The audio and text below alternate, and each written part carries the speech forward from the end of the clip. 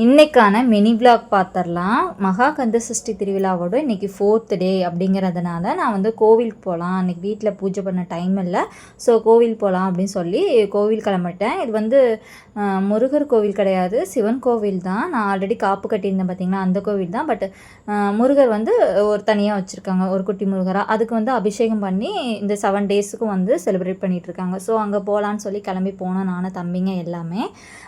7 மணிக்கு ஸ்டார்ட் பண்ணிட்டாங்க பூஜை. கந்தசஷ்டி கவசம் எல்லாமே பாடி முடிச்சுட்டு எல்லாம் ஜாயின் பண்ணி எல்லோரும் சேர்ந்து பாடினோம். ஒரு எப்படி சொல்கிறதுனா, வீட்டில் தனியாக படிக்கிறதோட எல்லாரோட சேர்ந்து படிக்கிறப்ப ரொம்பவே ஹாப்பியாக இருந்துச்சு. பார்த்துட்டு முருகனையும் நல்லா தரிசனம் பண்ணிவிட்டு தயிர் சாப்பாடு இன்றைக்கி பிரசாதம் போட்டிருந்தாங்க. ஸோ அங்கேயே சாப்பிட்டு இன்றைக்கி நைட்டு டின்னர் வந்து பிரசாதத்தோடையே முடிஞ்சிருச்சு. பிரசாதம் வாங்கிட்டு நாங்கள் சைடில் போயிட்டோம். கோவிலுக்கு சைடில் போய் உட்காந்து சாப்பிட்லாம், கொஞ்சம் ஃப்ரீயாக உட்காந்து சாப்பிட்லாம் அப்படின்னு சொல்லி சாப்பிட்டுட்டு இருந்தோம். நானும் தம்பிங்க எல்லாம் சாப்பிட்டுட்டு இருந்தோம்.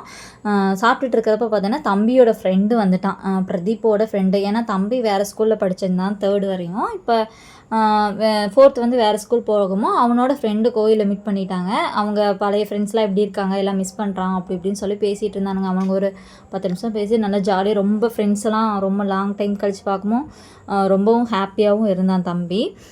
இன்றைக்கான விளாக் வந்து முடிஞ்சிருச்சு. உங்களுக்கு வீடியோ பிடிச்சிருந்தா லைக் பண்ணிக்கோங்க, சப்ஸ்கிரைப் பண்ணிக்கோங்க. பாய்.